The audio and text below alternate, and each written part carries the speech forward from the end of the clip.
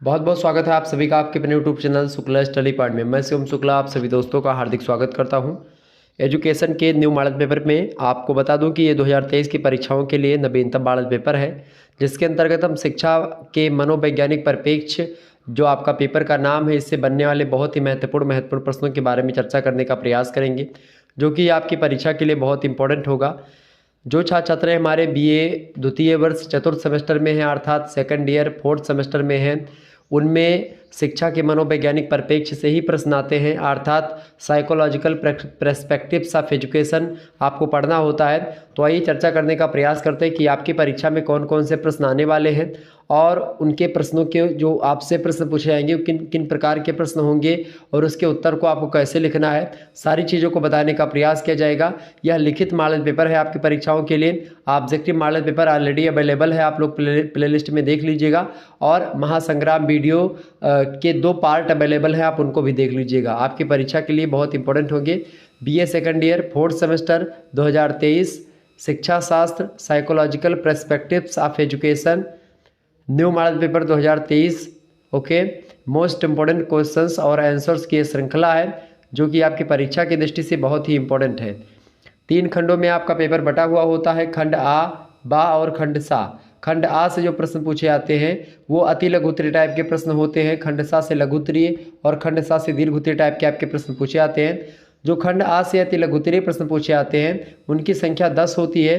10 के 10 प्रश्नों को अर्थात सभी प्रश्नों को करना अनिवार्य होता है। एक प्रश्न का उत्तर आपको 50 शब्दों में लिखना होता है। अगर आप ऐसा करने में सफल होते हैं तो आपको 2 अंक प्रदान किए जाते हैं एक प्रश्न के लिए। ठीक है, इस प्रकार से 10 प्रश्न जब आप अच्छे तरीके से करते हैं तो आपको यहाँ से कुल मिलाकर के 20 नंबर आपको मिलते हैं। इसी प्रकार से जो लघुत्तरीय प्रश्न होते हैं उनकी अगर बात की जाए तो लघुत्तरीय प्रश्न 8 की संख्या में आपको दिए जाते हैं, जिनमें से केवल आपको 5 प्रश्न करने होते, 3 प्रश्न नहीं करने होते हैं। और दीर्घ उत्तरीय में यानी खंडसा में बात की जाए तो आपको 4 क्वेश्चंस आपको दिखेंगे, जिनमें से केवल 2 प्रश्न आपको करने होते हैं। 500 शब्दों में दीर्घ उत्तरीय प्रश्नों को, 200 शब्दों में लघु उत्तरीय प्रश्नों को और 50 शब्दों में आपको अति लघु उत्तरीय प्रश्नों को लिखना होता है। अब इसी श्रृंखला में हम आगे बढ़ते हैं और पहला प्रश्न अति लघु उत्तरीय आपका आ चुका है। शिक्षा मनोविज्ञान का अर्थ बताइए। 50 शब्दों में आपको शिक्षा मनोविज्ञान के बारे में, उसके अर्थ के बारे में बताना है। शिक्षा मनोविज्ञान के अर्थ की अगर बात की जाए तो शिक्षा मनोविज्ञान में शिक्षा और मनोविज्ञान के अलग अलग अर्थ हैं। शिक्षा जहाँ व्यवहार में परिवर्तन लाती है और परिमार्जन करती है व्यवहार का, वहीं पर जो मनोविज्ञान होता है, मनोविज्ञान उसी व्यवहार का अध्ययन करता है। तो शिक्षा क्या करती है? शिक्षा व्यवहार में परिवर्तन लाती है, व्यवहार को अच्छा बनाती है। यानी व्यवहार का क्या करती है शिक्षा? परिवर्तन करने में व्यवहार में और व्यवहार का परिमार्जन करने में, दोनों में इंपॉर्टेंट भूमिका कौन निभाती है? शिक्षा निभाती है। और इसी व्यवहार का अध्ययन करता है मनोविज्ञान। आपको पता होगा मनोविज्ञान को पहले आत्मा का विज्ञान, मन का विज्ञान, ठीक है, इन सभी का विज्ञान कहा जाता था। लेकिन आजकल जो वर्तमान परिप्रेक्ष्य में परिभाषाएं दी जा रही हैं वो शिक्षा मतलब जो मनोविज्ञान है उसको एक प्रकार से ना तो मन का विज्ञान कहा जाता है, ना आत्मा का विज्ञान कहा जाता है, उसको कहा जाता है व्यवहार का विज्ञान।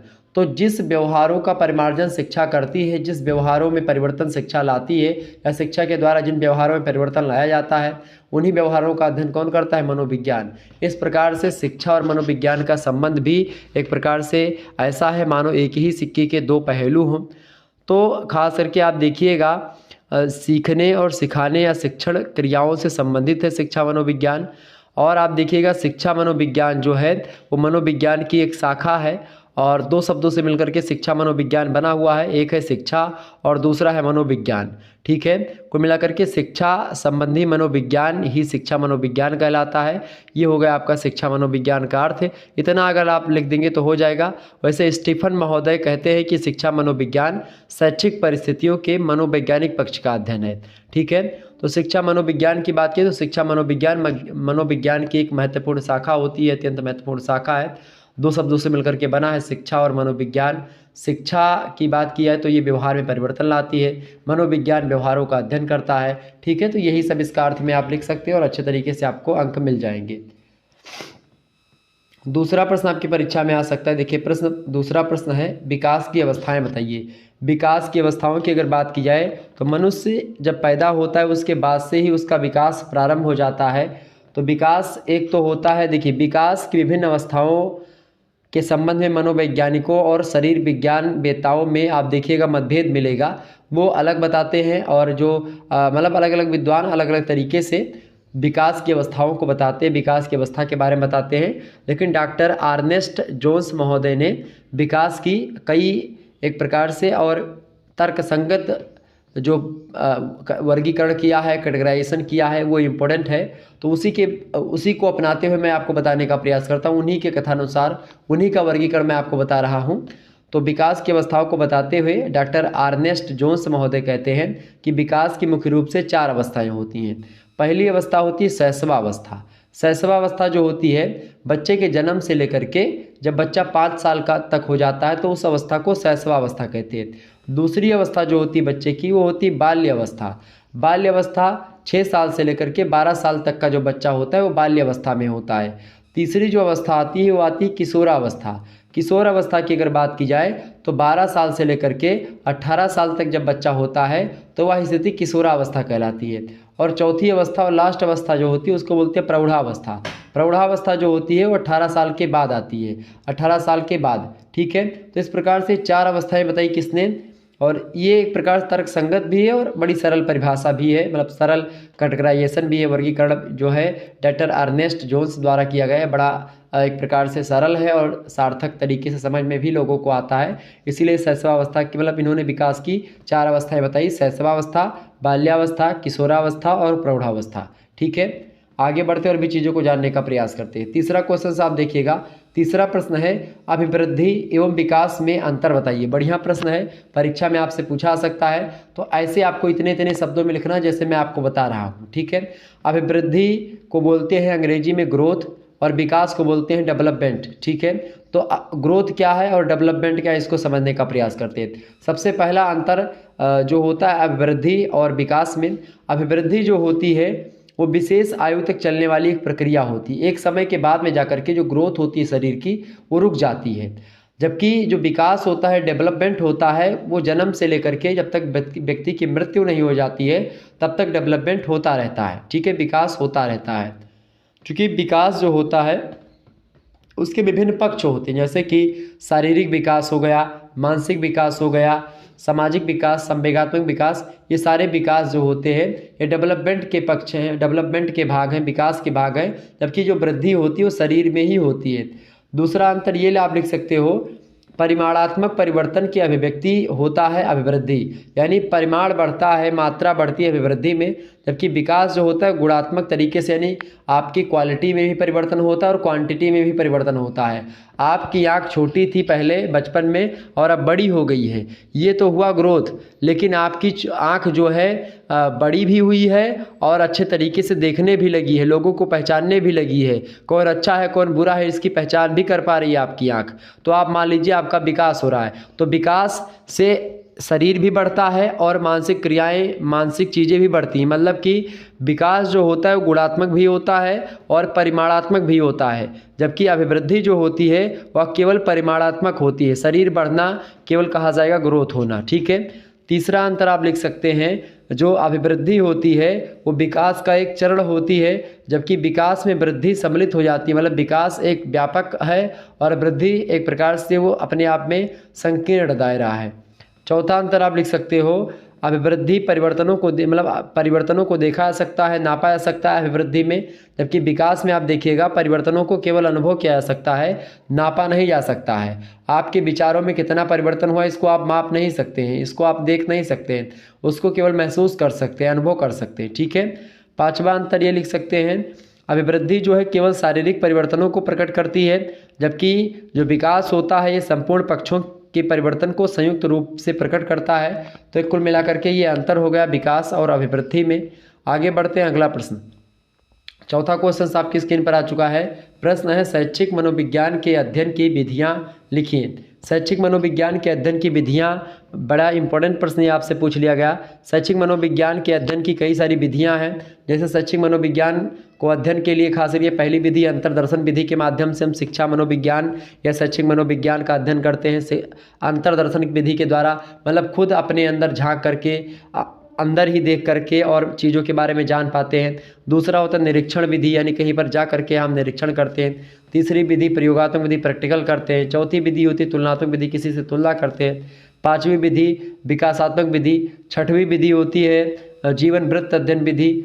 आठवीं विधि मतलब सातवीं विधि होती है निदानात्मक विधि। आठवीं विधि है मनोविश्लेषणात्मक विधि और नवीं विधि है सांख्यिकीय विधि। तो इस प्रकार से ये विधियाँ होती हैं शैक्षिक मनोविज्ञान की। कौन कौन सी? आपसे अगर अति लघु उत्तरीय में प्रश्न पूछेगा तो आप इन्हीं विधियों के बारे में लिख देंगे तो आपको नंबर मिल जाएगा।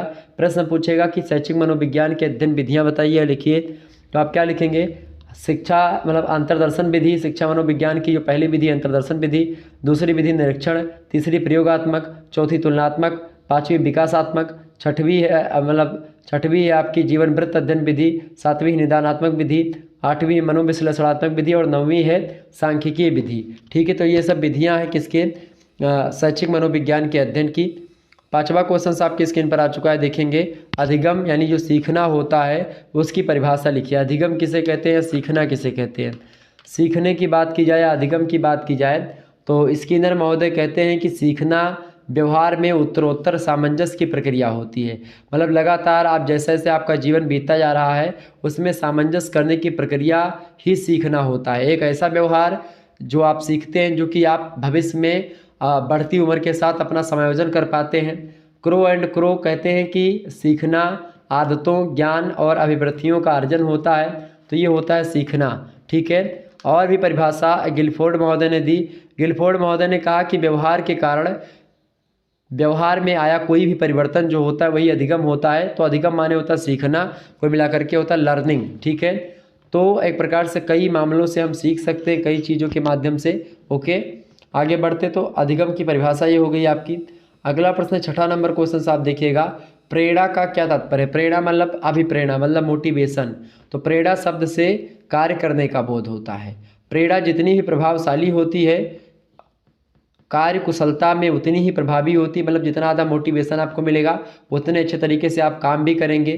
फेंडरसन महोदय कहते हैं प्रेरणा को परिभाषित करते हुए कि जो प्रभावी अधिगम होता है, प्रभावी अधिगम प्रभावी प्रेरणा पर निर्भर करता है। अगर आप अच्छे तरीके से सीखना चाहते हैं तो अच्छे मोटिवेशन की आवश्यकता होती है। प्रेरणा का सामान्य अर्थ हम उत्तेजना से लगाते हैं, क्योंकि बिना उत्तेजना के कोई प्रतिक्रिया संभव नहीं होती है। और हमारे प्रत्येक व्यवहार के कारण में आप देखते हैं कोई ना कोई उत्तेजना जरूर होती है। बिना उत्तेजना के कार्य नहीं हो पाता है, तो उत्तेजना के द्वारा ही कार्य संभव हो पाता है। ये होती प्रेरणा। प्रेरणा माने होता है मोटिवेशन। जब किसी व्यक्ति को किसी कार्य करने के लिए लगातार प्रेरित किया जाता है तो वह मोटिवेट होता है, उसको वो प्रेरित होता है कार्य करने के लिए और वो काम करता है। उसके अंदर एक उत्तेजना उत्पन्न होती है, मोटिवेशन मिलती है। ठीक है, तो ये होता है प्रेरणा या मोटिवेशन। 7वां क्वेश्चन आप देखिएगा। 7वां प्रश्न आपकी स्क्रीन पर आ चुका है। अधिगम की विधियां कौन कौन सी हैं बताएं। अधिगम माने होता सीखना। सीखने की कई विधियां होती हैं। सीखने की अधिगम की विधियों की अगर बात की जाए तो अधिगम प्रक्रिया को आगे बढ़ाने के लिए कई प्रकार की विधियों का प्रयोग किया जाता है।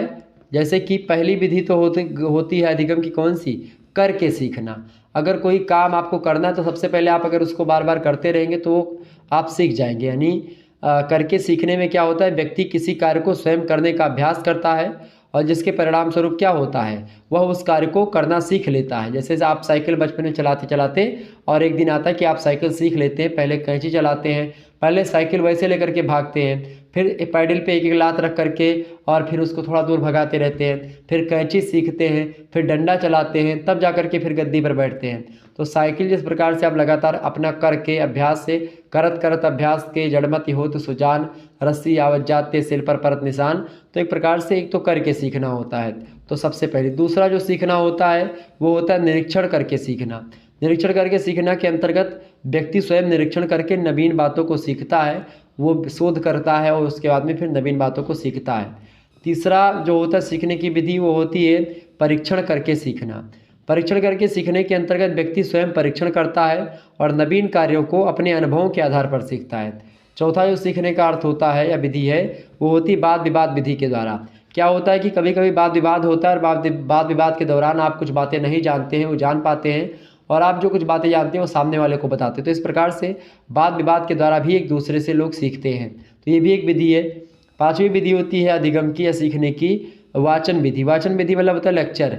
वाचन विधि के अंतर्गत विद्यार्थीगण पाठ का बार बार क्या करते हैं, शास्वर वाचन करके उसे सीखते हैं। जैसे कि आप देखिए प्राइमरी पाठशाला में जो छात्र छात्राएं हमारे पढ़े होंगे उनको पता होगा वाचन विधि, मतलब खड़िया देते हैं उसमें प्राइमरी में और बुलाते यक्का याक, एक दूनी, इस प्रकार से दुई का दुई, दुदुन्नी चार, दुई त्याई 6, दुई चौके 8, दुई पंचे 10, दुई छक 12, दुई सती 14, दुई अठ 16, दुई नवा 18, दुई दुहाई 20। यह प्रकार से पहाड़ा यक इकाई, यक, दुई इकाई, 3 इकाई, 4 इकाई, 5 इकाई, 6 इकाई, इस प्रकार से। अब हिंदी में पहले गिनती याद करवाई थी, एक बच्चा खड़ियाया जाता था, डेली एक बच्चा अलग अलग नया नया बच्चा प्राइमरी में, और वो सारे बच्चे पहले कक्षा 1 के, 2 के, 3 के सब के इकट्ठा होते थे और चिल्ला चिल्ला करके वो बोलता था पहाड़ा।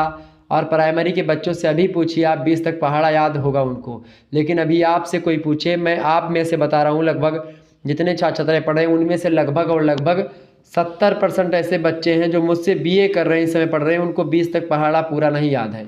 अभी आप खुद पे अपने जो है कलेजे पर हाथ रख करके हृदय पे आप कहिए कि मुझे नहीं याद है। आपको बता दूं कि लगभग 70% आप में से ऐसे बच्चे होंगे जिनमें से आपको पहाड़ा 20 तक नहीं याद होगा। अगर आप प्राइमरी में पढ़े तो आपको पहाड़ा याद होगा, लेकिन प्राइमरी के बच्चे से आप पूछेंगे तो सारा पहाड़ा उसको याद होगा। तो एक प्रकार से ये होता है। तो ये होता है वाचन विधि, वाचन विधि के द्वारा भी लोग सीखते हैं। अगला जो है आपका 8वां प्रश्न देखेंगे, शैशवावस्था का क्या अर्थ है बताएं। शैशवावस्था के बारे में अगर बात की जाए तो शैशवावस्था जो होती है उसको बोलते हैं इन्फेंसी अंग्रेजी में, ठीक है। और शैशवावस्था साधारण शिशु के जन्म के बाद आप देखते हैं जो शुरुआत का 6 वर्ष होता है बच्चे के जन्म के बाद, उसी को बोलते हैं शैशवावस्था, ठीक है। और कुछ मनोवैज्ञानिक जो है जैसे हरलाक महोदय जन्म से लेकर के 2 सप्ताह तक चलती है और 2 सप्ताह के बाद में बालपन आरंभ होता है और 2 वर्ष तक चलता है। कुछ विद्वानों ने बाल्यावस्था को भी कई मतलब शैशवावस्था को कई प्रकार से बांटा है, हालांकि 6 वर्ष तक की जो अवस्था होती है शैशवावस्था मानी जाती है। हरलाक महोदय कहते हैं कि 2 वर्ष बाद प्रारंभिक बाल्यावस्था आती है और 6 वर्ष तक आयु तक वह चलती रहती है। उपर्युक्त विचार महिला मनोवैज्ञानिक हरलाक ने व्यक्त किए हैं, जो कि शैशव के संबंध में सूक्ष्म एवं व्यापक अर्थ की ओर संकेत करते हैं। और सामान्य रूप से आप देखिएगा सभी मनोवैज्ञानिकों ने जन्म से 5 या 6 वर्ष तक की अवस्था को शैशवावस्था माना है। जैसा कि क्रो एंड क्रो ने लिखा है कि शैशवावस्था औसतन जन्म से 5 या 6 वर्ष तक की जो एक प्रकार से आयु है वहाँ तक चलती रहती है। और इसमें क्या होता है शैशवावस्था में इंद्रियाँ काम करने लगती हैं, बालक रेंगना, चलना और बोलना सीखने लगता है। रेंगना माने होता है बकैया चलना, ठीक है। तो ये सब चलना सीखने लगता है बालक, तो ये होता है शैशवावस्था, ठीक है। आगे बढ़ते हैं अगला प्रश्न, 9वां क्वेश्चन से आप देखेंगे। 9वां नंबर प्रश्न है आपका 9 नंबर, सृजनशील बालकों की क्या पहचान है बताएं। सृजन माने होता है सीखने के लिए तत्पर होना, कोई चीज़ एक बार बताना तुरंत जान जाना, उसको बोलते हैं सृजन। और सृजनशील माने होता है मतलब जो सृजनात्मक बालक होते हैं वो, मतलब जो सीखने वाले बालक हैं वो तुरंत एक बार में समझ जाते हैं वो बालक, प्रतिभाशाली बालक। तो सृजनशील बालकों की क्या पहचान हो सकती है। सृजनशील बालकों की अगर बात की जाए तो मनोवैज्ञानिक बेरोन महोदय ने सृजनशील बालकों या व्यक्तियों का गहन अध्ययन किया और गहन अध्ययन करके उनकी विशेषताओं की एक सूची प्रस्तुत करी। उसी सूची को ध्यान में रख करके मैं आपको बताने का प्रयास कर रहा हूँ। सबसे पहली बात, जो बालकों को हम पहचानते हैं, सृजनशील जो बालक होते हैं उनको पहचानने का सबसे पहला तरीका ये है कि उनमें सर्वोत्तम निर्णय की शक्ति होती है। अगर उनको निर्णय लेना हुआ तो तुरंत निर्णय लेते हैं, उसमें निर्णय लेने में पीछे नहीं हटते वो। तो जान लीजिए वो बालक जो निर्णय लेने में तुरंत आगे हो वो सृजनशील बालक है। दूसरी बात ये है कि वे अपनी बात पर दृढ़ रहते हैं, मतलब अगर एक बात जबान दे दी तो उस पर टिके रहते हैं। तीसरी बात, वे जटिल घटनाओं में रुचि लेते हैं और उन्हें प्राथमिकता देते हैं, तो ये भी बालक सृजनशील बालक होते हैं।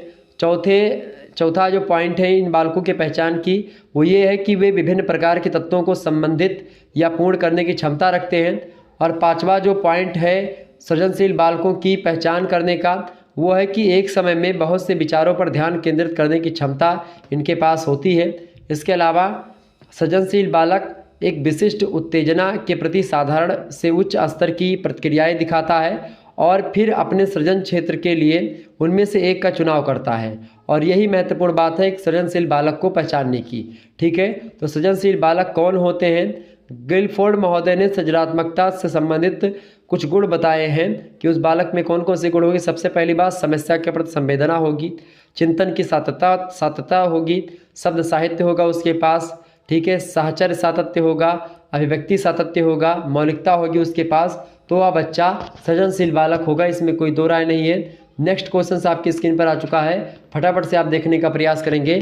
अगला प्रश्न यानी 10वां क्वेश्चन आपकी स्क्रीन पर आ चुका है। पिछड़े बालकों के प्रकार लिखिए। पिछड़े बालकों के प्रकार की अगर बात की जाए, सबसे पहला प्रकार होता है पिछड़े बालकों का शारीरिक दोष के अकॉर्डिंग, जो शारीरिक दोष है उनमें और उसी कारण से वो पिछड़ गए हैं, सबसे पहला प्रकार। तो इस प्रकार के जो बालक होते हैं जिनकी ज्ञानेंद्रियाँ ठीक से कार्य नहीं करती, जैसे कि आँख की कमजोरी हो गई, बहरापन हो गया, या ऊंचा सुनते हैं, हकलाते हैं, तुतलाते हैं, तो शारीरिक दृष्टि से पिछड़े बालक ये होते हैं। दूसरे जो पिछड़े हुए बालक होते हैं वो होते हैं मानसिक दृष्टि से पिछड़े हुए बालक। मानसिक दृष्टि से पिछड़े हुए बालकों में आप देखिए जिनकी बुद्धि लब्धि लगभग 60 से अगर कम होती है तो व्यक्ति एक प्रकार से आप मान लीजिए कि वह क्या है, वह व्यक्ति पिछड़ा हुआ बालक है। और उसके अंतर्गत मंद, हीन, मूढ़ और जड़ बुद्धि के जो बालक होते हैं वो मानसिक बुद्धि की मतलब मानसिक दृष्टि से पिछड़े बालक कहे जाते हैं। तीसरे प्रकार का जो बालक होता है पिछड़ा बालक, वो होता है संवेगात्मक दृष्टि से पिछड़ा बालक। और इस प्रकार के बालकों को माता पिता या जो अभिभावक होते हैं और जो शिक्षक होते हैं उनसे सहानुभूति या प्रेम नहीं किया जाता है। और जब ये सब नहीं मिलता, लगातार उनका तिरस्कार होता है इधर उधर, तो फिर उनमें चिंता होती है, तनाव बढ़ता है, निराशा में चले जाते हैं, उदासीनता उनके चेहरे पर दिखाई पड़ने लगती है। तो ये सब भाव अगर उन पर दिखाई पड़ते हैं तो मान लीजिए कि वे बालक पिछड़े हुए हैं। और ये कैसे बालक होते हैं? संवेगात्मक दृष्टि से पिछड़े हुए बालक हैं, ठीक है। आगे देखिएगा, जो चौथा होता है बालकों का प्रकार, खास करके पिछड़े बालकों का, वो है वातावरण और परिस्थितियों के कारण से पिछड़े हुए बालक। वातावरण परिस्थितियों के कारण जो पिछड़े बालक होते हैं, कुछ बालक परिवार की आर्थिक परिस्थिति तथा सामाजिक और सांस्कृतिक वातावरण ठीक ना होने के कारण से सामान्य बुद्धि के होते हुए भी पिछड़ जाते हैं। तो ये ऐसे बालक होते हैं कि उनकी सिचुएशन, उनका जो इन्वायरमेंट है वही ऐसा नहीं कि वो आगे बढ़ सके। पांचवें प्रकार के बालक होते हैं पिछड़े हुए, जो जिनमें शिक्षा का अभाव होता है।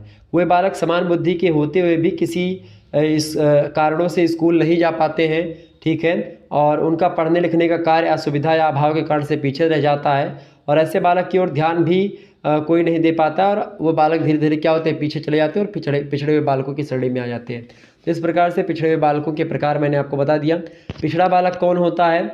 जो बालक या बालिका कक्षा में किसी तथ्य को बार बार समझाने पर उसको नहीं समझ पाता है, नहीं जान पाता है, तो वह बालक पिछड़ा हुआ बालक होता है, ठीक है। ये बात ध्यान रखिएगा।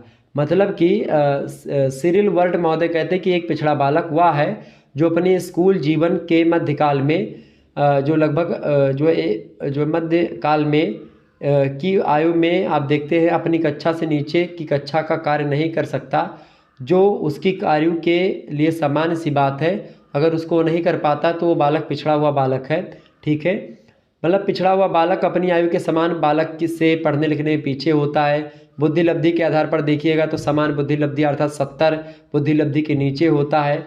और जो है आप देखिएगा जो पिछड़े बालक होते हैं वो अधिकांश मनोवैज्ञानिक खास करके 85 से कम बुद्धि वाले को पिछड़ा बालक कहते हैं। और पिछड़ेपन के कारण से क्या होता है, मंद बुद्धि बालकों में हो जाती है। तो ये सब पिछड़े बालकों के बारे में कुछ बातें थी जो मैंने आपको बताई। आगे बढ़ते हैं अब लघु उत्तरीय प्रश्नों की तरफ और लघु उत्तरीय प्रश्नों को समझने का प्रयास करते हैं। केवल 5 प्रश्न आपको करने हैं लघु उत्तरीय में, ठीक है। खंड बा से 200 शब्दों में इन प्रश्नों के उत्तर को आपको लिखना है, ये बात ध्यान रखिएगा। केवल 5 प्रश्न आपको करने हैं, खंड बा से 200 शब्दों में एक प्रश्न का उत्तर आपको लिख देना है, ठीक है। आगे बढ़ने का प्रयास फटाफट से देखने का प्रयास करेंगे। चलिए,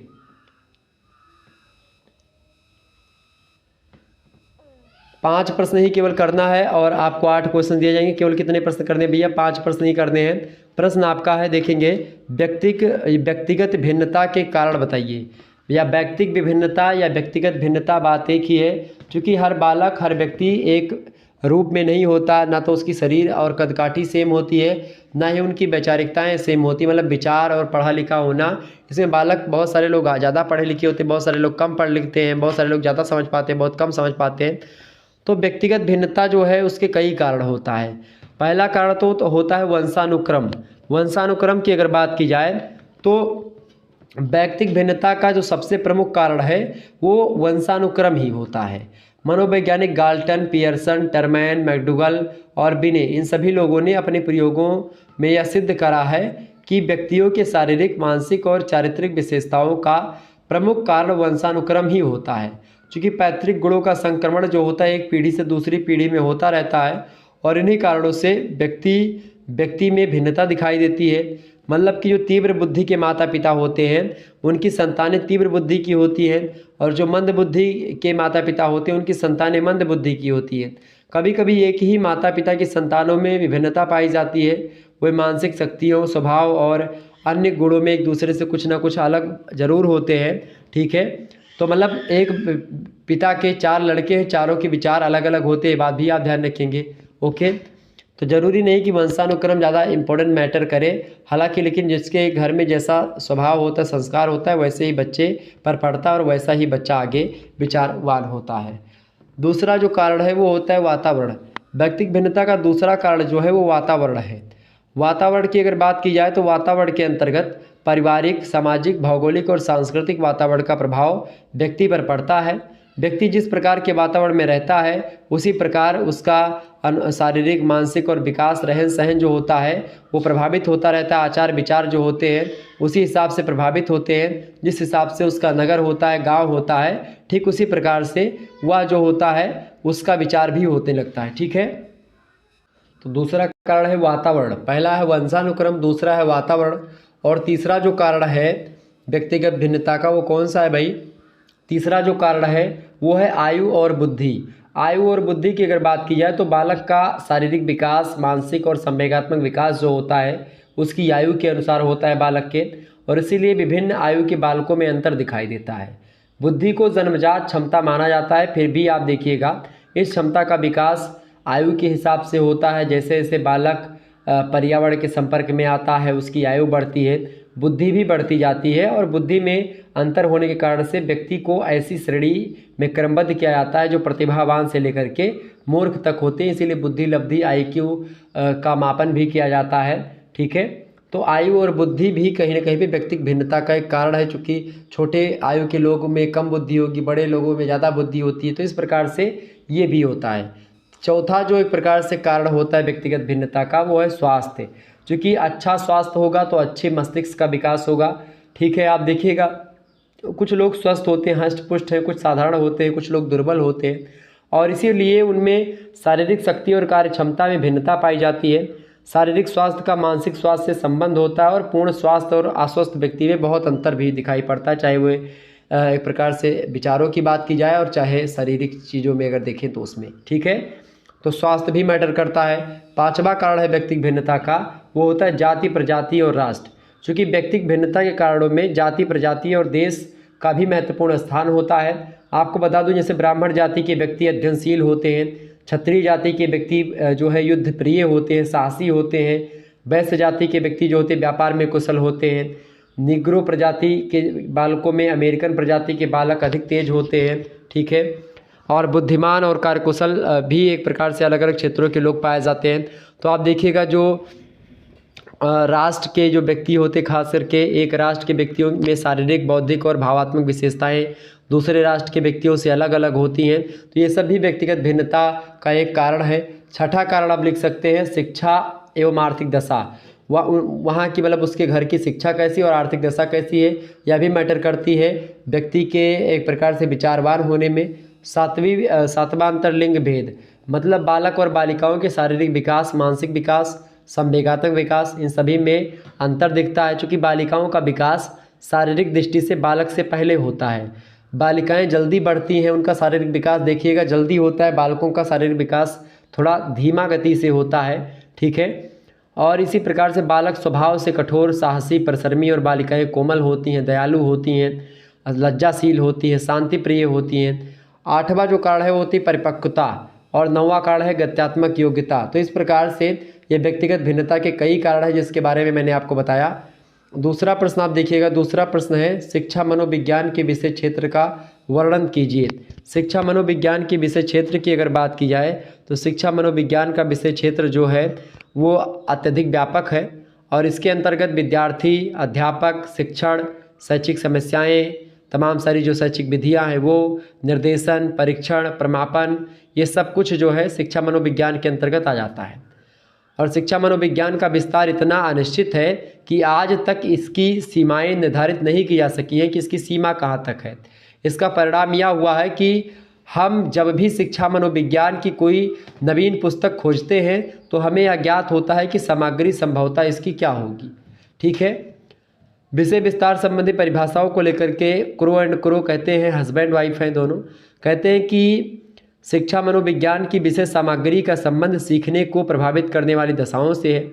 डगलस और हॉलैंड कहते हैं कि शिक्षा मनोविज्ञान की विषय सामग्री शिक्षा की प्रक्रियाओं में भाग लेने वाले व्यक्ति की प्रकृति, मानसिक व्यवस्था और जो व्यवहार होता है उससे संबंधित है। गैरिसन और अन्य कहते हैं कि शिक्षा मनोविज्ञान की विषय सामग्री का संगठन दो पहलुओं के आधार पर किया जाता है।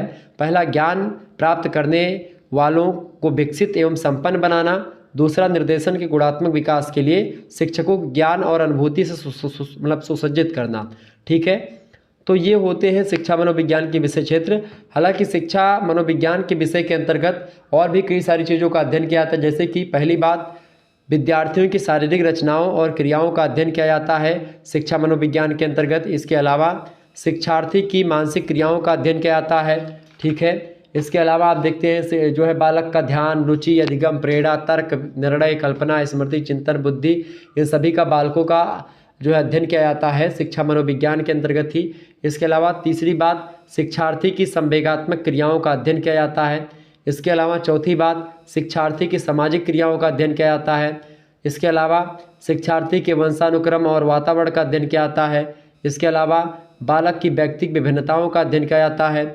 इसके अलावा विशिष्ट बालकों का अध्ययन, बाल विकास अवस्थाओं का अध्ययन, ठीक है, सीखने की क्रियाओं का अध्ययन, पाठ्यक्रम निर्माण संबंधी सिद्धांतों का अध्ययन और माप व परीक्षण संबंधी सिद्धांतों का अध्ययन, मानसिक स्वास्थ्य के सिद्धांत का अध्ययन और निर्देशन संबंधी सिद्धांतों का अध्ययन। तो ये सारे अध्ययन जो होते हैं ये सब किए जाते हैं शिक्षा मनोविज्ञान के विषय क्षेत्र के अंतर्गत। इसलिए इसका क्षेत्र बड़ा व्यापक है और इसको निर्धारित करना एक कठिन काम में हो जाता है किसी भी विद्वान के लिए, इसीलिए इसकी कोई सीमा निर्धारित नहीं की जा सकी है।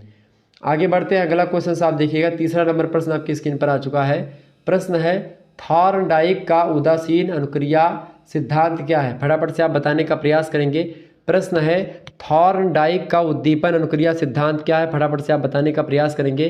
तो थॉर्नडाइक का जो उद्दीपन अनुक्रिया सिद्धांत है इसके बारे में अगर बताया जाए तो सिद्धांत का अर्थ ये है कि जब कोई प्राणी या कोई व्यक्ति कोई कार्य सीखता है तब उसके सामने एक विशेष स्थिति होती है, उसी विशेष स्थिति को हम कहते हैं उद्दीपक। ठीक है, तो उद्दीपक किसको कहते हैं? किसी विशेष स्थिति को। क्योंकि जब कोई व्यक्ति या कोई प्राणी कोई कार्य सीखता है तो उसके सामने क्या होता है? एक उद्दीपक होता है, यानी एक विशेष स्थिति होती है, एक सिचुएशन होती है, ठीक है, जो कि उसे एक विशेष प्रकार की प्रतिक्रिया या अनुक्रिया यानी रिस्पॉन्स करने के लिए प्रेरित करती है। और इस प्रकार एक विशिष्ट उद्दीपक का एक विशिष्ट प्रतिक्रिया से संबंध स्थापित हो जाता है, जिसे उद्दीपक प्रतिक्रिया संबंध या जिसको कहते हैं SR बॉन्ड, ठीक है, इसके द्वारा व्यक्त किया जाता है। थॉर्नडाइक महोदय जो है इस सिद्धांत की व्याख्या करते हुए कहते हैं कि सीखना संबंध स्थापित करता है, यानी जो अधिगम है वो संबंध स्थापित करता है। संबंध स्थापित करने का कार्य मनुष्य का मस्तिष्क करता है। थॉर्नडाइक ने इस सिद्धांत पर प्रकाश डालते हुए बिग व हंट महोदय ने लिखा है कि सीखने की प्रक्रिया में किसी मानसिक क्रिया का शारीरिक क्रिया से, शारीरिक क्रिया का मानसिक क्रिया से, मानसिक क्रिया का मानसिक क्रिया से या शारीरिक क्रिया का शारीरिक क्रिया से संबंध होना आवश्यक होता है। मतलब कि जो उद्दीपन अनुक्रिया का सिद्धांत है इसके बारे में बिग और हंट महोदय कहते हैं कि सीखने की प्रक्रिया में किसी मानसिक क्रिया का शारीरिक क्रिया से, शारीरिक क्रिया का मानसिक क्रिया से, मानसिक क्रिया का मानसिक क्रिया से और शारीरिक क्रिया का शारीरिक क्रिया से संबंध होना आवश्यक होता है। तो ये है उद्दीपन अनुक्रिया का सिद्धांत। चौथा प्रश्न आप देखिएगा। प्रश्न है, अध्यापक के लिए शिक्षा मनोविज्ञान की क्या उपयोगिता है? एक अध्यापक के लिए फटाफट से आप बताने का प्रयास करेंगे, इंपॉर्टेंट प्रश्न है। तो अध्यापक के लिए बात की जाए शिक्षा मनोविज्ञान की, तो शिक्षा मनोविज्ञान शिक्षा संबंधी समस्याओं का विवेचन करता है, विश्लेषण करता है और समाधान भी प्रस्तुत करता है शिक्षा मनोविज्ञान। इसीलिए शिक्षा प्रक्रिया में संलग्न व्यक्तियों के लिए शिक्षा मनोविज्ञान का ज्ञान अत्यंत आवश्यक है।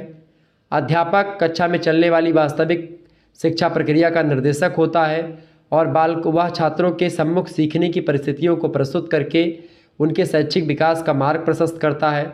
और एक अध्यापक के लिए शिक्षा मनोविज्ञान का ज्ञान अत्यंत आवश्यक होता है, महत्वपूर्ण होता है, उपयोगी होता है।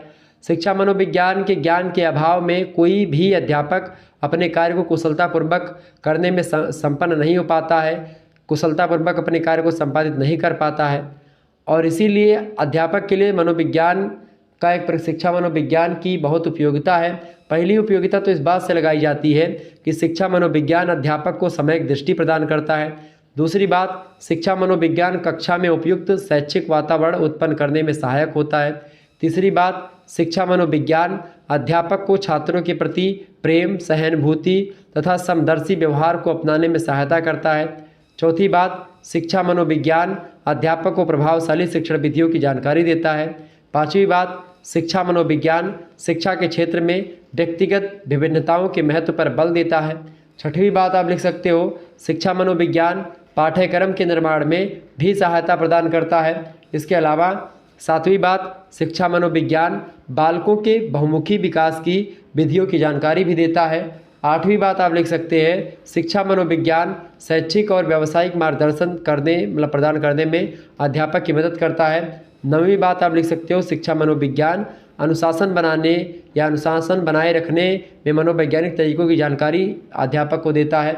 10वीं बात ये कि शिक्षा मनोविज्ञान अध्यापक को बाल स्वभाव और बाल व्यवहार को बाल व्यवहार के बारे में जानने से अवगत करवाता है कि भाई किस प्रकार से बालकों की बुद्धि के बारे में आपको जानना है।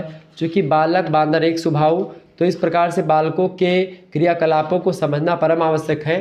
ठीक है, तो ये हो गया अध्यापक के लिए शिक्षा मनोविज्ञान की उपयोगिता। आगे बढ़ते और भी चीज़ों को जानने का प्रयास करते हैं। अगला प्रश्न, पांचवा प्रश्न आपकी स्क्रीन पर आ चुका है, सभी लोग देखने का प्रयास करेंगे। एक बार फटाफट से आप लोग वीडियो को लाइक और शेयर कर दीजिएगा। प्रश्न है, अधिगम के अंतर्दृष्टि यानी अंतर्दृष्टि सिद्धांत जो है, यानी जो सूझ का सिद्धांत है, उसकी विशेषताएं लिखिए। प्रश्न अच्छा है, इंपॉर्टेंट है परीक्षा की दृष्टि से आपके। तो अधिगम का जो अंतर्दृष्टि सिद्धांत है या सूझ का सिद्धांत है, इसकी विशेषताएं पूछी जा रही हैं। तो अंतर्दृष्टि सिद्धांत की बात की तो इसमें कहा गया कि सीखने की क्रिया जो होती है वह धीरे धीरे एक के बाद एक या प्रयास के बाद प्रयास से ही नहीं अपितु संपूर्ण परिस्थिति के निरीक्षण से एकाएक उत्पन्न सूझ के द्वारा होती है। लगातार आप प्रयास करते हो, उसके दौरान आपको कोई सूझ मिलता है, कोई चीज़ आपको याद आती है और उसके बाद में वो काम आप कर देते हैं, फिर वो आप सीख जाते हैं। अंतर्दृष्टि का अर्थ होता है हल को एकाएक पकड़ लेना, जिससे एक ऐसी क्रिया शुरू होती है जो परिस्थिति के अनुसार चलती है और हल प्रत्यक्ष ज्ञान के क्षेत्र का संरूप के संदर्भ में होता है। आर्किल महोदय ने प्रयोगों के आधार पर सूझ सिद्धांत के संदर्भ में कई निष्कर्ष निकाला। पहली विशेषता उन्होंने बताई अधिगम का जो अंतर्दृष्टि सिद्धांत है उसके बारे में कहा कि सूझ जो है एकाएक उत्पन्न होता है या होती है। दूसरी बात, सूझ का संबंध बुद्धि से है। तीसरी बात, सूझ पर आयु का भी प्रभाव पड़ता है। चौथी विशेषता, सूझ द्वारा प्राप्त ज्ञान जो होता है वो अस्थायी होता है। पांचवी विशेषता ये है कि सूझ पर परिस्थिति के अवयवों की व्यवस्था का प्रभाव पड़ता है। संपूर्ण परिस्थिति को उसके अंगों सहित समझ लेने पर सूझ झलक पड़ती है। छठी बात यह है कि सूझ में प्रासंगिक पुनरानुभव या पूर्वानुभव सहायक होते हैं। सातवीं बात, सूझ में कुछ देर तक टटोलना और अन्वेषण करना पड़ता है। आठवीं विशेषता ये है सूझ की कि सूझ का प्रयोग जो है नवीन परिस्थितियों में संभव है। और नवीं विशेषता जो है सूझ का या अंतर्दृष्टि सिद्धांत का वो ये है कि सूझ में लक्ष्य प्रेरक का काम करता है। ठीक है, तो ये सब है सूझ के कुछ विशेषताएं जिसके बारे में हमने आपको बताई। आगे बढ़ते हैं, अगला प्रश्न। छठा क्वेश्चन आपकी स्क्रीन पर आ चुका है। प्रश्न है, स्मृति से आप क्या समझते हैं, इसके प्रकारों का वर्णन कीजिए। बढ़िया प्रश्न है, स्मृति के बारे में आपसे पूछा गया है। स्मृति से आप क्या समझते हैं, स्मृति के प्रकारों का वर्णन कीजिए। तो स्मृति के बारे में अगर बताएं तो एक मानसिक प्रक्रिया होती है स्मृति, और इसकी सहायता से स्मृति के हम जो गत अनुभव होते हैं या जो बीत गए अनुभव होते हैं उन अनुभवों को जो कि मानसिक संस्कार के रूप में हमारे अचेतन मन में विद्यमान रहते हैं, अपनी वर्तमान चेतना में उनको लाने में स्मृति हमारी मदद करती है। और हमारे व्यावसायिक जीवन में अनेक प्रकार की घटनाएं घटित होती हैं या हम किसी स्थान या वस्तु को देखते हैं तो उनसे कुछ अनुभव प्राप्त करते हैं जो कि सदा चेतन मन में नहीं रहते, किंतु अचेतन मन में बने रहते हैं और इन अनुभवों की छाप मस्तिष्क में अंकित हो जाती है। अचेतन मन में संचित इन्हीं अनुभवों में चेतन मन में आ जाने की जो क्रिया होती है इसी को स्मृति कहते हैं। उदाहरण के रूप में अगर मैं बताऊँ आपको, जैसे आगरा के विभिन्न ऐतिहासिक स्थलों में ताजमहल विशेष रूप से दर्शनीय है और इसे मैंने वर्षों पूर्व देखा था, तो उसे प्रत्यक्ष देख करके मस्तिष्क में जो प्रतिमा अंकित हो गई है वह मेरे अचेतन स्तर पर थी। और आज छोटी बहन के सामने ताजमहल का वर्णन करने से पूर्व अनुभव जो अचेतन स्तर पर संचित थे वो चेतना में आ जाते हैं, और आप जब बताने लगते हैं कि भाई ताजमहल ऐसा है या ऐसा है, तो आपके समक्ष ताजमहल की जो झांकी है वो आ जाती है कि ताजमहल ऐसा ही है, तो आप उसी अकॉर्डिंग उसका वर्णन करते हैं, चूँकि आपने एक बार उसको देखा है। तो जब भी आप जो है किसी चीज़ को देखते हैं फिर उसके बाद में जब उसका वर्णन करते हैं तो फिर उसके बारे में चीज़ें आपको अवगत होती है। ठीक है, समझ में आ रही चीज़ें। तो ये है एक प्रकार से क्या भाई, स्मृति। समझ रहे स्मृति के बारे में। स्मृति यही होती है। स्मृति को परिभाषा को देते हुए स्काउट महोदय कहते हैं कि स्मृति क्या है, एक आदर्श पुनरावृत्ति है और उस सीमा तक जहाँ तक कि इसमें अतीत काल के अनुभव को यथासंभव उसी रूप में और उसी क्रम में याद किया जाता है जैसा कि उसका पहले अनुभव किया गया था। वुडवर्थ कहते हैं कि स्मृति सीखी हुई वस्तु का सीधा उपयोग है। मैकडूगल कहते हैं स्मृति से तात्पर्य अतीत की घटनाओं के अनुभव की कल्पना करना और इस तथ्य को पहचान लेना कि ये अतीत कालीन अनुभव हैं। ठीक है, इस प्रकार से अलग अलग लोगों ने स्मृति की परिभाषा अपने अपने हिसाब से दी है। स्मृति के बारे में अगर बताया जाए तो स्मृति एक मानसिक प्रक्रिया है जिसके द्वारा संचित या गत अनुभव को आवश्यकता पड़ने पर हम दोबारा चेतना में लाते हैं, और स्मृति के अंतर्गत समस्त सीखी हुई और अनुभव की हुई बातें हमारे समक्ष आती हैं, और इस प्रकार स्मृति पूर्व अनुभवों और विचारों को पुनः जागृत करने, सजीव करने तथा स्मरण करने की एक क्रिया होती है। ठीक है, स्मृति कई प्रकार की होती है, जैसे कि पहली स्मृति है तत्कालिक स्मृति। किसी विषय या तथ्य को याद करके तुरंत सुना देना, ये होती तत्कालिक स्मृति। किंतु इस प्रकार की स्मृति में विस्मरण की अधिक संभावना भी बनी रहती है। दूसरी स्मृति होती है अस्थायी स्मृति।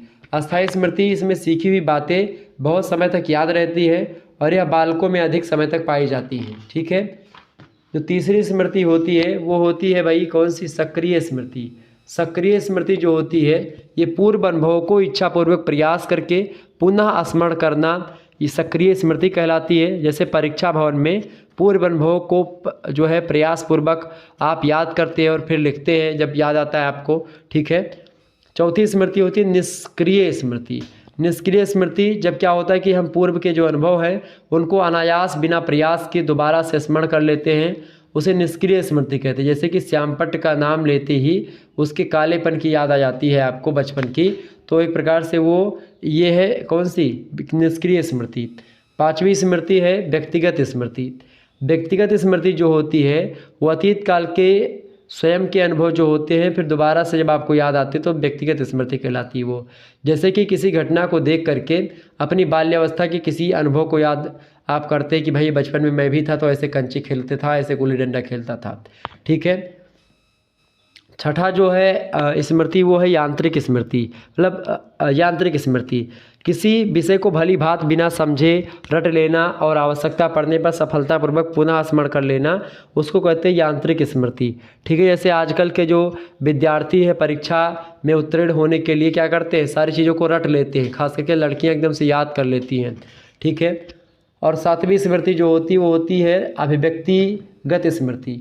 इस प्रकार की स्मृति जो होती है अभिव्यक्तिगत स्मृति, ये स्वयं के अनुभव के अतिरिक्त अन्य किसी मित्र या पुस्तक या समाचार पत्र या पत्रिकाओं के माध्यम से जो अनुभव प्राप्त होते हैं उनको याद कर लिया जाता है वो। ठीक है, आठवीं स्मृति होती है तार्किक स्मृति। तार्किक स्मृति जो होती है विषय सामग्री को भली भांति सोच विचार करके सीखना और स्मरण कर लेना और आवश्यकता पड़ने पर उसे सुना देना तार्किक स्मृति कहलाती है। ठीक है, इसके अलावा नवीं स्मृति होती है आदत जन्य स्मृति। आदत जन्य स्मृति जब व्यक्ति किसी बात को बार बार दोहराता है और या फिर याद करता है तो वह उसकी आदत में परिणत हो जाता है, और इस आदत के कारण उसे स्मरण में एक प्रकार से क्या होता है, प्रयास नहीं करना पड़ता। जब वो आदत में लगातार उसको ले आता है तो ये होती है आदत जन्य स्मृति। और 10वीं स्मृति होती है इंद्रिय अनुभव स्मृति। इंद्रिय अनुभव स्मृति जो होती है, इसमें जब हम किसी वस्तु को या तथ्य को या विचार को ज्ञानेंद्रियों के अनुभव के फलस्वरूप पुनः स्मरण करते या पहचानते हैं, जैसे कि आंख बंद करके किसी वस्तु को छू करके या चख करके या सूंघ करके बता सकते हैं, सुना करके किसी तथ्य की याद दिलवा सकते हैं। तो ये एक प्रकार से ये सब क्या है, ये सब इंद्रिय अनुभव स्मृति है। ठीक है, तो ये हो गई स्मृति के प्रकार। समझ में आ गई चीज़ें। आगे बढ़ते हैं। 7वां प्रश्न आपकी स्क्रीन पर आ चुका है। अपचारी बालकों को कैसे शिक्षित किया जा सकता है। ठीक है, आइए चर्चा करने का प्रयास करते हैं इसके बारे में। तो स्मृति के प्रकार आपको समझ में आ गया। 7वां जो प्रश्न है आपका वो है अपचारी बालकों को कैसे शिक्षित किया जा सकता है।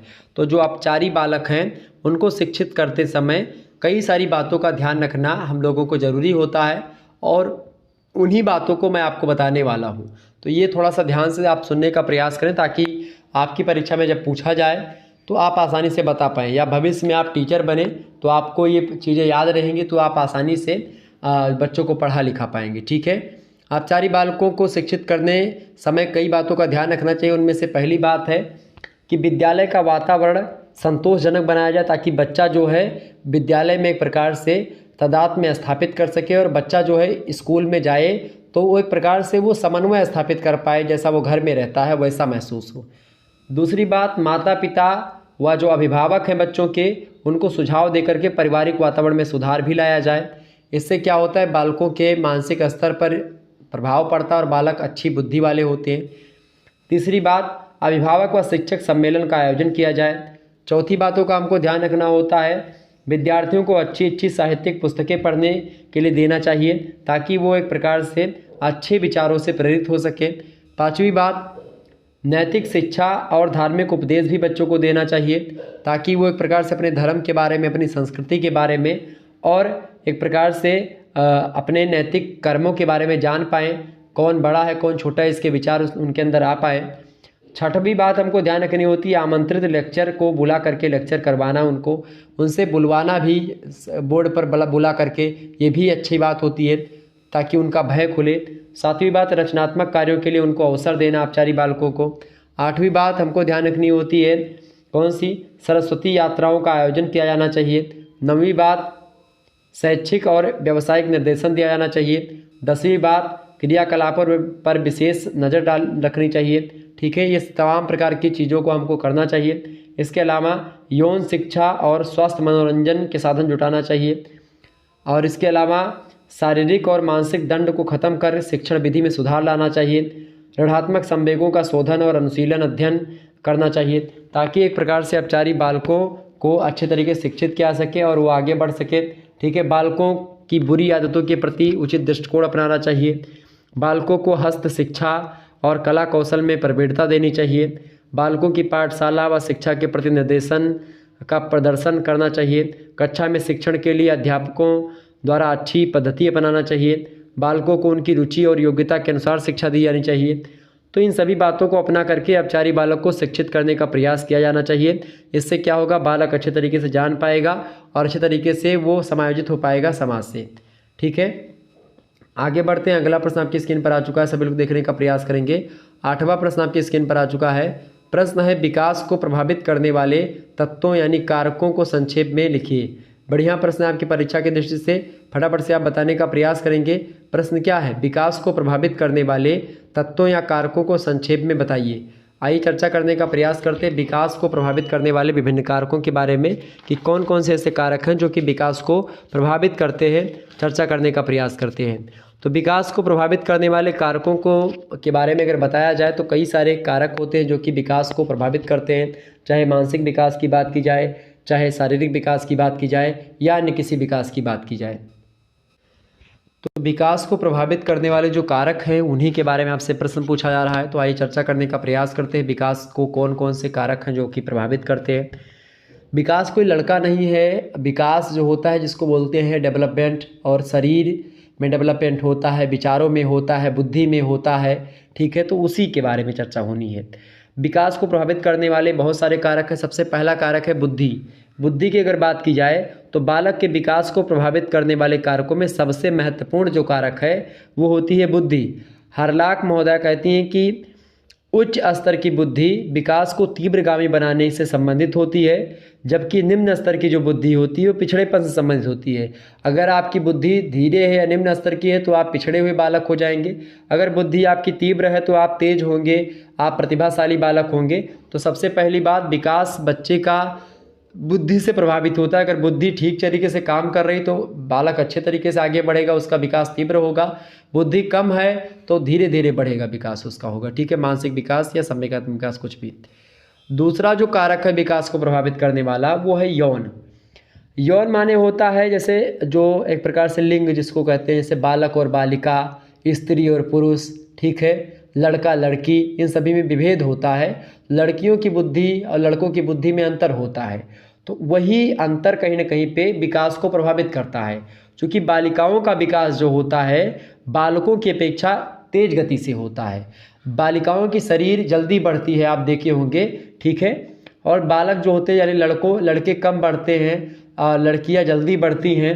तो ये एक प्रकार से ये भी विकास का एक कारक है जो कि विकास को प्रभावित करता है। और परिपक्वता जो होती है लड़कियों में तीव्र आती है, जल्दी आती है, बच्चों में, लड़कों में थोड़ा कम आती है। लड़के एकदम से बैल बुद्धि होते हैं, आप देखिए कुछ बड़े हो जाएंगे तब भी उनको समझ कम आएगा। लेकिन लड़कियां जो होती हैं वो एक प्रकार, कोई गुस्साइएगा मत, इसमें मैंने बोल दिया है कि बैल बुद्धि होती है। बैल बुद्धि का मतलब ये होता है कि जो काम 12 साल की लड़की कर ले जाएगी, उसके अंदर समझ हो जाएगी उसको कि भाई ये यहाँ पर है, यहाँ पर कूड़ा करकट है तो उसको बहारना चाहिए, ये साफ़ सुथरा होना चाहिए, इतनी बुद्धि लड़कों में नहीं होती है, ठीक है। इसीलिए घर के काम काज में लड़कियाँ ज़्यादा सक्सेस होती, लड़के नहीं हो पाते हैं। क्योंकि लड़कियों के बुद्धि का विकास के साथ साथ उनके अंदर ये करना चाहिए वो करना चाहिए ये भी आता है, यानी जिसको कहते हैं कि भाई उनको ये चीज़ पहले से पता हो, बिना कहे वो काम करती हैं लड़कियां, तो ये चीज़ उनके अंदर ज़्यादा होती है। तो परिपक्वता लड़कियों में तीव्र गति से आती है। बालिकाओं का मानसिक विकास भी बालकों से पहले होता है, ठीक है। तो इसलिए लिंग भी प्रभावित करती है, यौन भी प्रभावित करता है कि विकास कैसा होगा। तीसरा जो प्रभावित करता है कारक विकास को वो है पौष्टिक भोजन। पौष्टिक भोजन हमारे स्वास्थ्य को प्रभावित करता है। जिन बच्चों को उत्तम पौष्टिक आहार मिलता है उनका विकास कम पौष्टिक आहार वाले बच्चों की अपेक्षा तीव्र गति से होता है, आप देखते हैं। तो पौष्टिक आहार जितना अच्छा मिलेगा उतना ही अच्छा विकास होगा, चाहे शारीरिक विकास चाहे वो मानसिक विकास की बात करूँ। चौथा जो विकास को प्रभावित करने वाला कारक है वो है शुद्ध वायु और प्रकाश। स्वच्छ वातावरण में रहने वाले बालकों का विकास जो है गंदी बस्तियों में रहने वाले बालकों की अपेक्षा उनका विकास अच्छे तरीके से होता है। जो बच्चा स्वस्थ ऑक्सीजन लेकर के एक प्रकार से और स्वस्थ एरिया में रहता है, स्वच्छ एरिया में रहता है, साफ़ सुथरी एरिया में रहता है, उसका विकास तीव्र गति से होता है, उसकी बुद्धि का विकास, उसके शरीर का विकास। और जो गंदी बस्तियों में रहते हैं उनका विकास थोड़ा सा एक प्रकार से कुसंयोजित होता है, अच्छे तरीके से नहीं हो पाता है, ठीक है। पांचवा जो कारक है जो कि विकास को प्रभावित करता है वो है संस्कृति। विकास पर देश की संस्कृति का प्रभाव पड़ता है और पिछड़े देशों की संस्कृति और विकसित देशों की संस्कृति वहाँ के लोगों को प्रभावित करती है। और इसीलिए विकास जो है संस्कृति जो है विकास को प्रभावित करती है, ठीक है। छठा जो है एक प्रकार से कारक जो विकास को प्रभावित करता है वो है रोग और चोट। रोग और चोट से क्या होता है, बालक के विकास एक प्रकार से रुक जाते हैं और विकास प्रभावित होता है। इसके अलावा सातवां जो कारक है विकास को प्रभावित करने का वो है प्रजाति। आप देखिए नीग्रो और भारतीय बच्चों का विकास श्वेत प्रजाति के बच्चों की अपेक्षा धीमी गति से होता है। जो अमेरिकन बच्चे होते हैं या जो एक प्रकार से जो वाइट एंड येलो जो प्रजाति के बच्चे होते हैं, मतलब कि जैसे कि जो खास करके इंग्लैंड के बच्चे या फिर यूरोपीय कंट्रीज़ के बच्चे, अमेरिका के बच्चे होते हैं, उनका विकास तीव्र गति से होता है। और जो एक प्रकार से आप देखिएगा जो काले कलर के या एक प्रकार से जो भारतीय बच्चे उनका विकास थोड़ा कम होता है। ये पहले की मान्यता थी, लेकिन आजकल थोड़ा सा विकास के मामलों में जब से इंटरनेट का मामला आया तब से लोग आगे बढ़ रहे हैं और विकास भी एक प्रकार से प्रभावित हुआ है। लड़के लड़कियों में कोई भेद नहीं रहा आजकल, अब सभी का विकास थोड़ा ठीक ठाक हो रहा है। और इस प्रकार से कुछ जो अंतर है या कुछ प्रभावित करने वाले कारक हैं उनको थोड़ा सा एक प्रकार से मैनेज करना चाहिए। विकास को प्रभावित करने वाले कई सारे कारक थे जिनके बारे में मैंने आपको बताया और आप लोगों ने समझा भी, जाना उनके बारे में।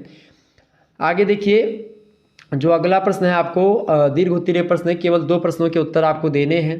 खंड 7 से दीर्घ उत्तरीय टाइप के प्रश्न पूछे जाते हैं। 500 शब्दों में एक प्रश्न का उत्तर आपको लिखना होता है। 4 क्वेश्चंस आपको दिए जाते हैं और 4 प्रश्न में से आपको केवल 2 प्रश्न छांट करके करने हैं। पहला प्रश्न आप देखिएगा, पहला प्रश्न आपसे पूछा जा रहा है शिक्षा मनोविज्ञान की परिभाषा दीजिए। शिक्षा मनोविज्ञान के पारस्परिक संबंधों की विवेचना कीजिए। शिक्षा मनोविज्ञान की अगर बात की जाए तो शिक्षा मनोविज्ञान की ही एक शाखा होती है और मनोविज्ञान का व्यवहारिक रूप होता है। मनोविज्ञान व्यवहारिक रूप है, शिक्षा की प्रक्रिया में मानव व्यवहार का अध्ययन करने वाला विज्ञान होता है शिक्षा मनोविज्ञान। कुल मिलाकर के स्किनर महोदय शिक्षा मनोविज्ञान के बारे में कहते हैं कि शिक्षा मनोविज्ञान अपना अर्थ शिक्षा से जो सामाजिक प्रक्रिया है और मनोविज्ञान से जो व्यवहार है, व्यवहार संबंधी विज्ञान है, उसी को ग्रहण करता है। और शिक्षा मनोविज्ञान के अर्थ का विश्लेषण करते हुए स्किनर महोदय ने कई सारे तथ्य बताए हैं, कई सारे संकेत दिए। पहली बात तो ये बताई गई कि शिक्षा मनोविज्ञान का केंद्र मानव व्यवहार होता है। दूसरी बात उन्होंने बताई कि शिक्षा मनोविज्ञान खोज एवं निरीक्षण से प्राप्त किए तथ्यों का संग्रह होता है। तीसरी बात बताई गई कि शिक्षा मनोविज्ञान में संग्रहित ज्ञान को सिद्धांतों का रूप प्रदान किया जा सकता है। चौथी बात कही गई कि शिक्षा मनोविज्ञान ने शिक्षा की समस्याओं का समाधान करने के लिए अपनी स्वयं की पद्धतियों का प्रतिपादन किया है। पांचवी बात, शिक्षा मनोविज्ञान के सिद्धांत और पद्धतियां शैक्षिक सिद्धांतों एवं प्रयोगों को आधार प्रदान करती हैं। तो ये शिक्षा मनोविज्ञान के बारे में कुछ बातें मैंने आपको बताई। शिक्षा मनोविज्ञान की परिभाषा को देते हुए एलिस क्रो कहते हैं कि शिक्षा मनोविज्ञान वैज्ञानिक विधि से प्राप्त किए जाने वाले मानव प्रतिक्रियाओं के उन सिद्धांतों के प्रयोग को प्रस्तुत करता है जो शैक्षिक और अधिगम को प्रभावित करते हैं, सीखने को प्रभावित करते हैं। ठीक है, कुल मिलाकर के शिक्षा मनोविज्ञान के बीच में संबंध भी है। प्रसिद्ध शिक्षा शास्त्री हैं हर्बार्ट, कहते हैं कि शिक्षा सिद्धांत का आधार मनोवैज्ञानिक होना चाहिए। पेस्टालॉजी कहते हैं कि शिक्षक को बालक के मस्तिष्क का अच्छा ज्ञान होना चाहिए। फ्रोबेल कहते हैं कि अवस्था विशेष के अनुसार ही हमें किसी बालक को, किसी युवक को मतलब किसी को बालक कहना चाहिए, किसी को युवक कहना चाहिए, किसी को वृद्ध कहना चाहिए, अवस्था विशेष के अनुसार ही। ठीक है, तो शिक्षा और मनोविज्ञान ये दोनों का संबंध जो है, जैसे एक ही सिक्के के दो पहलू होते हैं, ठीक उसी प्रकार से इन दोनों का संबंध है। ठीक है, ये बात थोड़ा सा ध्यान रखिएगा।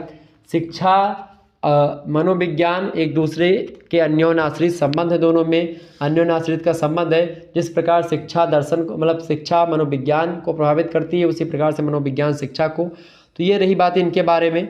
दूसरा प्रश्न आपसे बन सकता है, व्यक्तिगत विभिन्नता एवं शिक्षा तथा व्यक्तिगत भेद के महत्व का वर्णन कीजिए। बढ़िया प्रश्न है ये।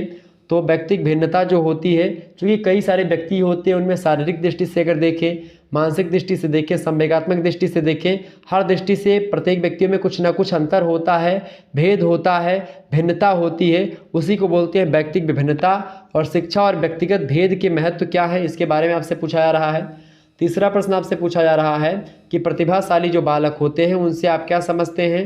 प्रतिभा संपन्न बालकों की पहचान करते हुए उनकी उचित शिक्षा व्यवस्था का उल्लेख कीजिए। यह बढ़िया प्रश्न है। सबसे पहले इसमें प्रतिभाशाली जो बालक होते हैं उनके बारे में आपको लिखना है कि प्रतिभाशाली बालक कौन होते हैं और प्रतिभाशाली बालकों की पहचान कैसे करते हैं, उसके बारे में भी आपको बताना है। यहाँ पर प्रतिभाशाली बालकों की विशेषताएं कुछ होती हैं, जैसे कि प्रतिभाशाली बालकों की पढ़ने लिखने की के प्रति उनकी अधिक रुचि होती है।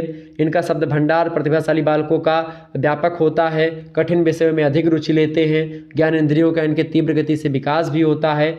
और मानसिक प्रक्रियाएँ जैसे कि अवधान, निरीक्षण, प्रत्यक्षीकरण, प्रत्ययीकरण, कल्पना, तर्क, चिंतन, निर्णय, स्मरण करने की योग्यता इनमें तीव्र गति से होती है।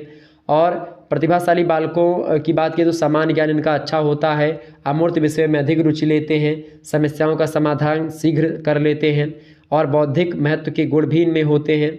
विद्यालयी परीक्षाओं में अधिक अंक प्राप्त करते हैं प्रतिभाशाली बालक। ठीक है, और बुद्धि परीक्षाओं में इनके बुद्धि परीक्षाओं में अंक इनके अधिक होते हैं। क्रियाकलापों में भिन्नताएं पाई जाती हैं। बुद्धि लब्धि एक होती है इंटेलिजेंट कोसेंट। तो IQ जिसको बोलते हैं इंटेलिजेंट कोसेंट, IQ बराबर होता है मानसिक आयु बटे दैहिक आयु गुणे 100। तो इससे निकालते हैं बुद्धि लब्धि। मान लेते हैं कोई व्यक्ति है, उस व्यक्ति की जो मानसिक आयु है वो एक प्रकार से 5 साल की बच्चों के ऐसे हरकत कर रहा है। उसकी दैहिक यानी जो उसकी उम्र है, वास्तविक आयु जो है वो उसकी कैसी इतनी आयु है, 10 साल का बच्चा है और 5 साल के बच्चों ऐसी हरकतें कर रहा है। तो बुद्धि लब्धि कैसे निकालेंगे, 5 एकम 5, 5 दूना 10, इस प्रकार से निकलेगा 1/2 और गुणे आपका यहाँ पर 100 कर देंगे। 2 पच्चे 50 यानी कि आपका यहाँ पर निकलेगा क्या 50। ठीक है, 2 पंचे 10 तो यानी 50 निकला। तो 50 बुद्धि लब्धि यानी कि IQ लेवल उसका बहुत कम है। ठीक है, वो जड़ है, समझ रहे हैं ना। तो एक प्रकार से ये हो गया और चौथा प्रश्न आप देखिएगा, प्रश्न आपकी स्क्रीन पर आ चुका है। चौथा नंबर प्रश्न है, इंपॉर्टेंट परीक्षा की दृष्टि से अधिगम की परिभाषा दीजिए। अधिगम को प्रभावित करने वाले कारकों को संक्षेप में वर्णन कीजिए, या कारकों का संक्षेप में वर्णन कीजिए। बहुत ही बढ़िया प्रश्न है। तो अधिगम यानी सीखना, सीखने की परिभाषा आपको देनी थी, मैंने आपको ऑलरेडी बता रखी है। महासंग्राम वीडियो एक बार आप जरूर देख लीजिएगा, 2 वीडियो महासंग्राम के हैं, उन दोनों को देख लीजिएगा, प्ले लिस्ट में वीडियो पड़ी हुई है। तो और जो ऑब्जेक्टिव वाले हमारे छात्र छात्र हैं वो भी वीडियो देख लीजिएगा, ऑब्जेक्टिव का भी मॉडल पेपर अवेलेबल है। और इस प्रकार से आज की वीडियो के माध्यम से हमने इन सभी प्रश्नों के बारे में चर्चा करी, जो कि आपकी परीक्षा की दृष्टि से बहुत ही इंपॉर्टेंट थे। आप सभी लोग इस वीडियो को शेयर करें, लाइक करें। चैनल पर अगर आप अभी नए आए हैं, चैनल को सब्सक्राइब कर दीजिएगा, वीडियो को शेयर कर दीजिए, ताकि इसी प्रकार से और भी वीडियोज़ आपको मिलती रहे। धन्यवाद, बहुत बहुत धन्यवाद। मिलते हैं फिर नेक्स्ट वीडियो में। Good night all of you. बहुत बहुत धन्यवाद आप सभी का।